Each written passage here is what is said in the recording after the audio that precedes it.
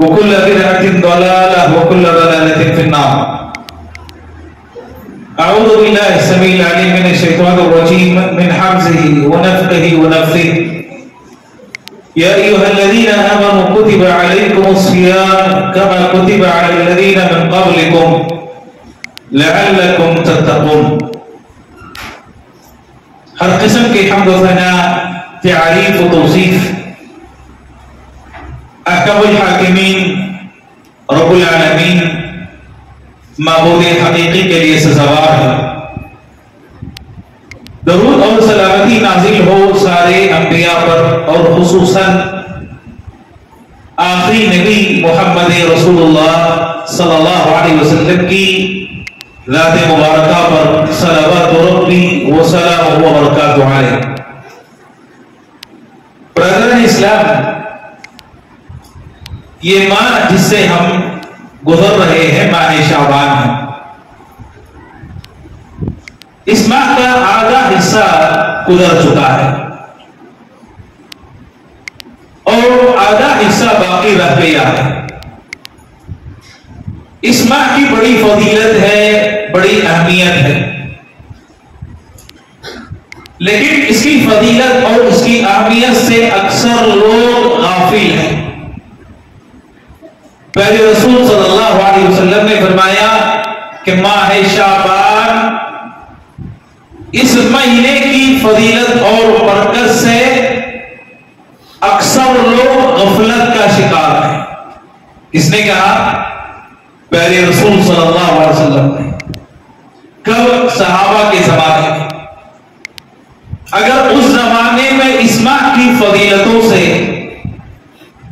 اس ماہ کی برکتوں سے بہت سے لوگ غفلت کا شکار تھے، تو ظاہر سی بات ہے کہ موجودہ حالات میں اس دور کے بہت سارے لوگ اور زیادہ غفلت کا شکار ہیں. پہلے رسول صلی اللہ علیہ وسلم اس ماہ میں روزوں کا اہتمام کرتے ہیں اور صحابہ کو روزوں کی تاکید کیا کرتے ہیں. رسول اللہ صلی اللہ علیہ وسلم سے پوچھا گیا، سوال کیا گیا کہ آپ اس ماہ میں روزوں کا بکثرت اہتمام کرتے ہیں، وجہ کیا ہے؟ تو پہلے رسول صلی اللہ علیہ وسلم نے جواب دیا، فرمایا کہ اس ماہ میں بندوں کے اعمال رب کے سامنے پیش ہوتے ہیں، اللہ کے سامنے پیش کیے جاتے ہیں. بندوں کے اعمال، بندوں کی نیکیاں، برائیاں، ساری چیزیں اللہ کے دربار میں رب کے سامنے پیش ہوتے ہیں. اور آپ نے فرمایا وَأَنَا أُحِبُّ، میں اس بات کو پسند کرتا ہوں کہ میرا عمل جب اللہ کے دربار میں پیش کیا جائے، لایا جائے، تو اس حال میں پیش کیا جائے کہ میں روزے سے رہوں اور اللہ کی عبادت میں رہوں. میرے محترم مسلمان دوستو، آپ اندازہ لگائیں کہ اللہ کے دربار میں بندوں کے اعمال پیش ہوتے ہیں. ایک تو سال میں ایک مرتبہ پیش کیے جانے والے اعمال ہیں، رب کے دربار میں پیش ہوتے ہیں. کس ماہ میں؟ ماہ شعبان میں. اور دن میں روزانہ بھی فجر اور عصر کے وقت میں بندوں کے اعمال رب کے دربار میں پیش کیے جاتے ہیں.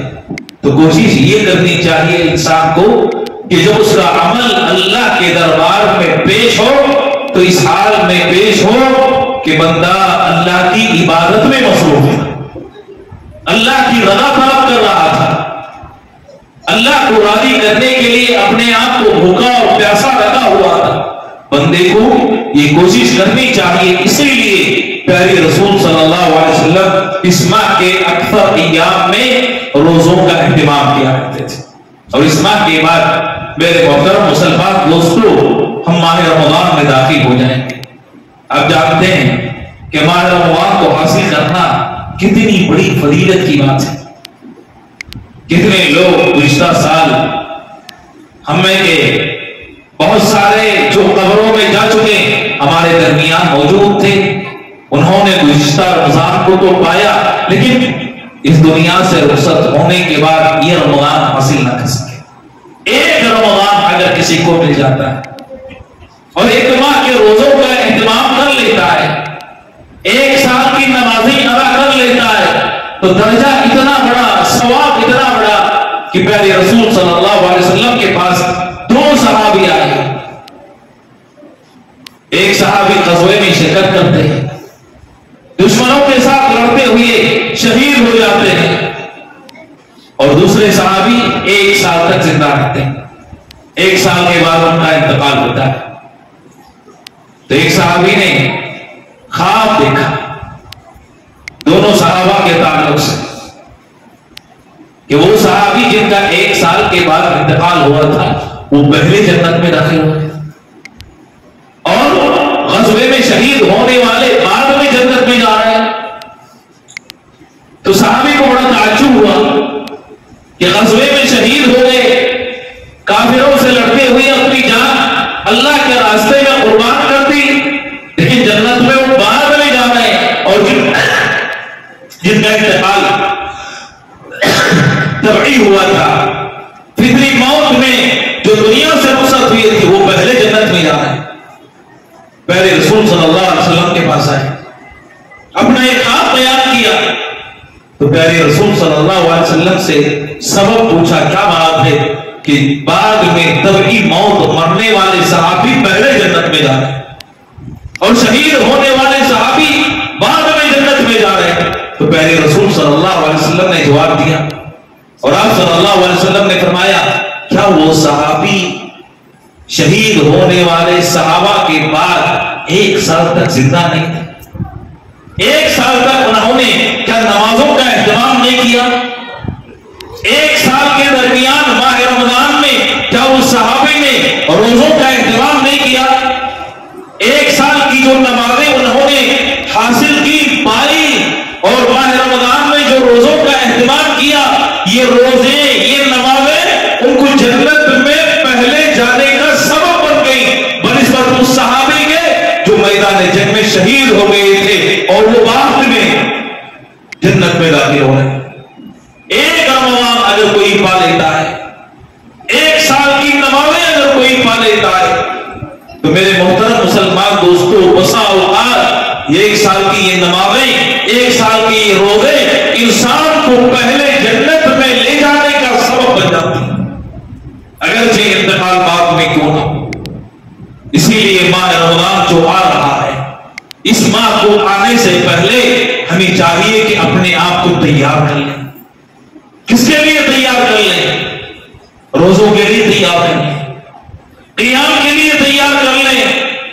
اس ماہ کی جو برکتیں ہیں، جو رحمتیں ہیں، جو لذتیں ہیں، عبادت کی جو حلاوتیں ہیں، اس کو حاصل کرنے کے لیے اپنے آپ کو تیار کر لیں. پیارے رسول صلی اللہ علیہ وسلم نے فرمایا احسو خلال شعبان لرمضان. آپ نے تیاری کا حکم دیتے ہوئے مسلمانوں کو فرمایا کہ مسلمانوں، رمضان آنے سے پہلے شعبان کے چاند کی تم گنتی کرو، اس کو شمار کر لو. شعبان کے چاند کی گنتی ہمیں کرنا ہے، اس کو ہمیں شمار کرنا ہے. کیوں؟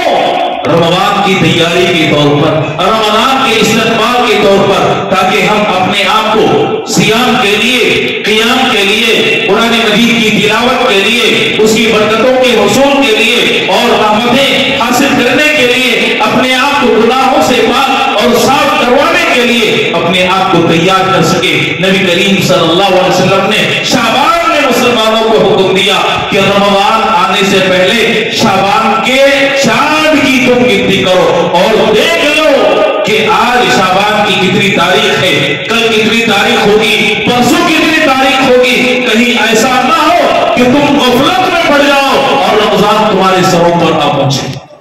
میرے محترم مسلمان دوست، ماہ رمضان وہ مبارک مہینہ ہے کہ اس دن اور اس مہینے میں اللہ تعالیٰ بندوں کو جہنم سے آزاد کرتے ہیں.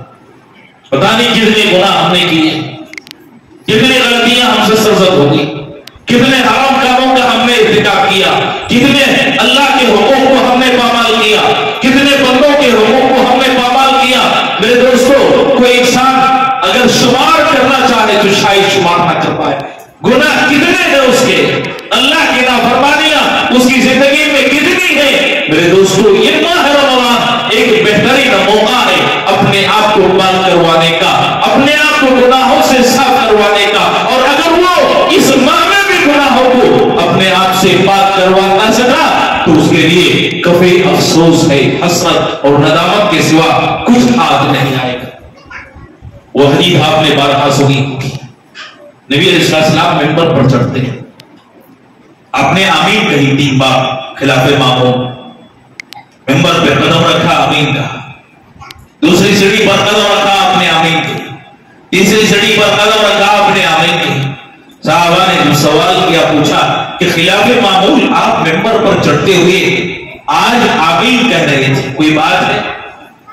تو نبی علیہ السلام نے فرمایا کہ جبریل امین سید الملائکہ، ملائکہ کے سردار میرے پاس آتے ہیں، دعا کرتے ہیں، اور دعا میں یہ دعا بھی داخل تھی کہ اللہ تعالیٰ اس بندے کو برباد کر دے، تباہ کر دے، ہلاک کر دے جو بندہ ماہ رمضان کو پا لیتا ہے پھر بھی اپنے آپ کو گناہوں سے، غلطیوں سے توبہ کرنے کے صاف نہ کر سکا، جو بندہ گناہوں سے اپنے آپ کو صاف نہ کر سکا، پاک نہ کر سکا، غلطی کا اعتراف کر کے توبہ نہ کر سکا، اس کے لیے ہلاکت ہو، اس کے لیے بربادی ہو، اس کے لیے تباہی ہو۔ دعا کون کر رہے ہیں؟ سید الملائکہ، ملائکہ کے سردار جبریل امین علیہ السلام، اور اس پر آمین کس نے کہی؟ پیارے رسول صلی اللہ علیہ وسلم، سید الانبیاء والمرسلین، انبیاء کے سردار اور رسولوں کے رئیس، وہ آمین کہتے ہیں۔ کیا یہ دعا اللہ کی بارگاہ میں قبول ہوگی یا نہیں؟ ظاہر سی بات ہے، جس دعا کو سید الملائکہ نے کیا اور جس پر آمین سید الانبیاء و رسول نے کہی ہو، یقیناً وہ دعا اللہ کے دربار میں قابل قبول ہوگی۔ وہ آدمی ہلاک ہوگا، تباہ ہوگا، برباد ہوگا، لیکن جو انسان اپنے آپ کو گناہوں سے پاک نہ کر سکا، صاف نہ کر سکا، جنت کا مستحق نہ بنا سکا، جہنم سے اپنے آپ کو دور نہ کر سکا، اس کے لیے ہلاکت ہو، تباہی اور بربادی ہو۔ میرے دوستو، ماہ رمضان جنت کے دروازوں کو کھولنے اور جہنم کے دروازوں کو بند کر کے اس سے اپنے آپ کو دور کرنے کا بہترین ذریعہ ہے۔ اللہ جہنم سے آزاد کرتے ہیں بندوں کو، ہر رات، ماہ رمضان کی ہر رات میں بندے آزاد کیے جاتے ہیں۔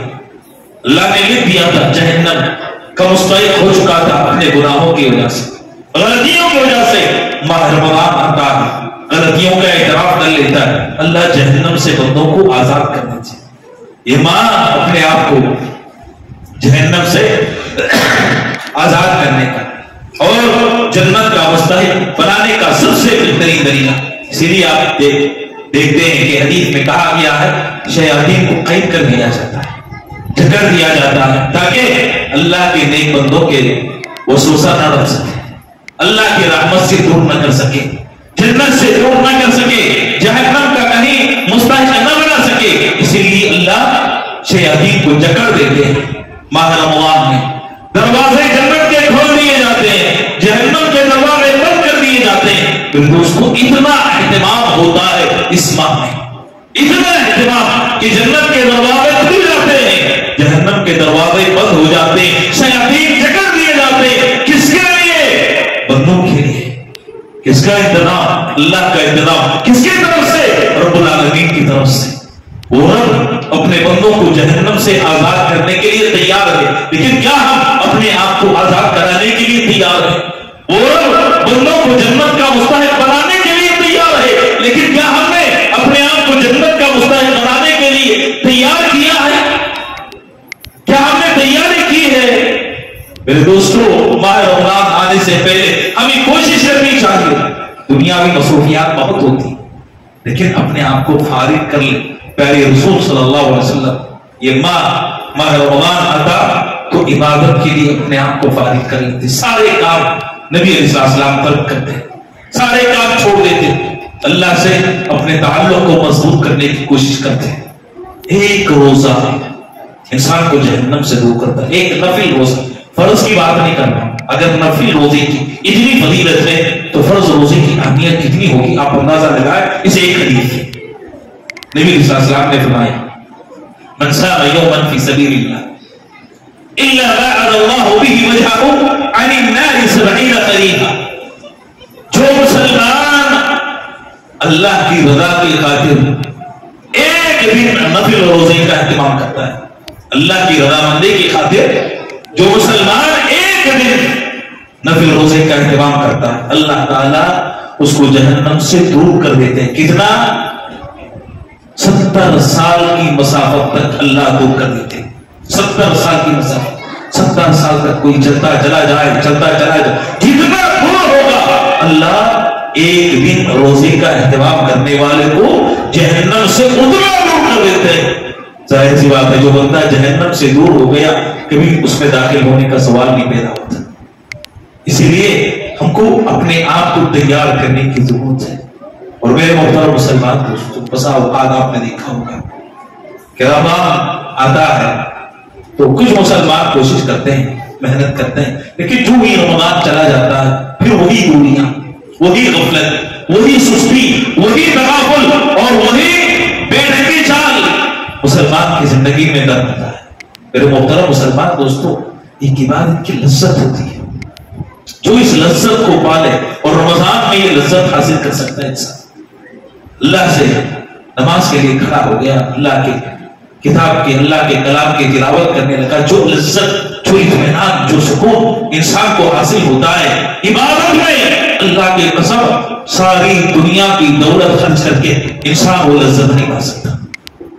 بسا اوقات لذت کے لیے انسان بہترین غذائیں کھاتا ہے، لذت کے لیے انسان اچھی سے اچھی سواری استعمال کرنے کی کوشش کرتا ہے، لذت کے لیے انسان بہترین گھر بنانے کی کوشش کرتا ہے، لذت کے لیے انسان اپنی شریک حیات کا انتخاب کرتا ہے، لیکن ان ساری چیزوں سے جو لذت انسان کو ملے گی اور عبادت میں انسان کو جو لذت حاصل ہوگی، عبادت کے مقابلے میں یہ ساری لذتیں بیکار ہیں، ہیچ ہیں، اس کی کوئی اہمیت نہیں۔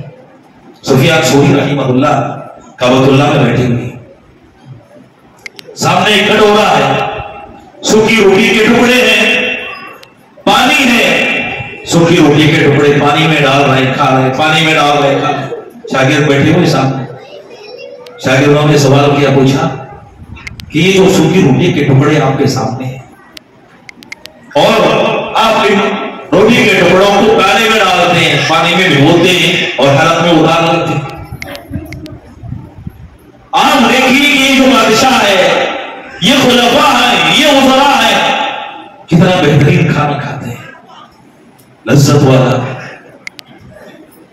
اور ٹیسٹی کھانا، وہ کھانا ہم کو نصیب نہیں، آپ کو نصیب نہیں۔ شاگردوں نے اعتراض کیا، سفیان ثوری رحمہ اللہ فرماتے کہتے کہ میں چھوڑ دو، ترک کر دو، یہ سوچ سچی سوچ ہے، شیطانی فکر ہے، شیطانی چال ہے۔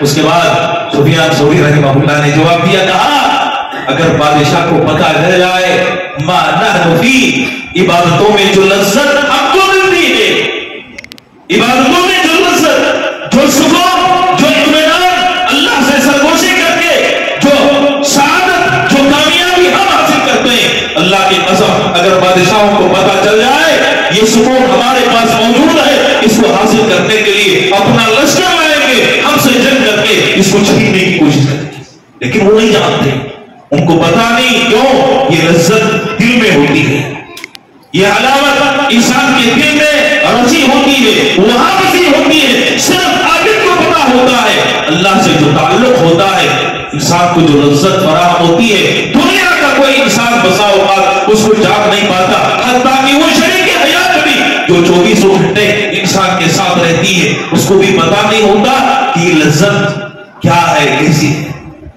وہ صرف اس آدمی کو، اس انسان کو پتا ہوتا ہے جو اللہ سے اپنا دل لگا دیتا ہے۔ میرے دوستو، یہ لذت حاصل کرنے کا مہینہ، یہ سعادتیں، برکتیں، چین، سکون، اطمینان پانے کا مہینہ ہے جو ابھی چند دنوں کے بعد آنے والا ہے۔ یہ ضرورت اس بات کی ہے کہ ہم اپنے آپ کو اس ماہ کے لیے تیار کر لیں، اس ماہ کے لیے تیار کر لیں، اپنی مصروفیات کو ترک کریں، اپنے نفس کا محاسبہ کریں، اللہ کی رضا کو پانے کی کوشش کریں، اپنی عبادتوں میں اخلاص پیدا کرنے کی کوشش کریں اور بیٹھ کر محاسبہ کریں کہ ہمارے اپنی زندگی میں گناہ کتنے ہیں، غلطیاں کتنی ہیں۔ اب یاد رکھیں اللہ نے ساری عبادتوں کو اس ماہ میں جمع کر دیا۔ یہاں عقیدہ بھی ہے، لا الہ الا اللہ محمد رسول اللہ جو کلمہ ہے اس کلمے کی تاکید کی گئی، اسی لیے نبی صلی اللہ علیہ وسلم نے فرمایا من صام ایمانا و احتسابا، من صام رمضان ایمانا و احتسابا، کہ جو ماہ رمضان کے روزے رکھتا ہے کس کے ساتھ؟ ایمان کے ساتھ۔ کس پر ایمان ہے؟ رب کی ذات پر ایمان ہے، نبی علیہ السلام پر ایمان ہے، اسی لیے تو روزہ رکھتا ہے، اسی لیے تو صیام کا اہتمام کرتا ہے۔ یہ جو ایمان ہے اللہ نے اس ماہ میں ایمان رکھ دیا ہے، اس ماہ میں نماز ہے، اس ماہ میں صلاۃ ہے، فرض تو ہی ہے، ساتھ میں نبی علیہ السلام نے فرمایا من قام رمضان ایمانا و احتسابا غفر له ما تقدم من ذنبه، جو آدمی ماہ رمضان میں ایمان کے ساتھ ثواب کی امید رکھتے ہوئے قیام کرتا ہے اللہ گناہ معاف کر دیتا ہے۔ اس ماہ میں صدقہ اور خیرات بھی ہے، مسکینوں کو کھانا کھلانا بھی ہے، افطاری اور سحری کا اہتمام کرانا بھی ہے۔ اس ماہ میں عمرے کی نبی علیہ السلام نے تاکید کی اور آپ نے فرمایا کہ اس ماہ میں اگر کوئی آدمی ایک عمرہ کرتا ہے تو میرے ساتھ حج کرنے کے برابر ثواب ملے گا۔ ساری عبادتوں کو اللہ نے جوڑ دیا۔ اس ماہ میں اللہ کا سب سے بہترین ذکر ہے قرآن مجید۔ نبی علیہ السلام جبریل امین کو قرآن پڑھ کر سناتے، قرآن کی تلاوت سناتے پورے مہینے میں ایک مرتبہ، لیکن جس سال نبی علیہ السلام کی وفات ہوئی اس سال آپ صلی اللہ علیہ وسلم نے جبریل امین پر 2 مرتبہ قرآن سنایا۔ میرے دوستوں ساری عبادتوں کو اللہ نے اس ماہ میں جوڑ دیا ہے۔ ضرورت اس بات کی ہے کہ اس ماہ کی اہمیت کو، فضیلت کو ہم سمجھیں اور اپنے آپ کو فارغ کر لیں۔ رب کریم سے دعا ہے کہ اللہ تعالیٰ ہم تمام مسلمانوں کو ماہ رمضان کی اہمیت کو سمجھنے اور اس ماہ میں اس کی برکتوں، اس کی رحمتوں اور اس کی فضیلتوں کو حاصل کرنے میں سبقت لے جانے کی ہم تمام کو توفیق عطا فرمائے۔ اللہ تعالیٰ ہم تمام کی عبادتوں کو قبول فرمائے۔ اللہ تعالیٰ ان عبادتوں کو ہمارے لیے کامیابی کا زینہ بنائے۔ اللہ تعالیٰ جنت میں داخلہ نصیب فرمائے، جہنم کے عذاب سے بچائے، حسن خاتمہ نصیب فرمائے، سوء خاتمہ سے بچائے رکھے۔ آمین۔ وآخر دعوانا الحمدللہ رب العالمین۔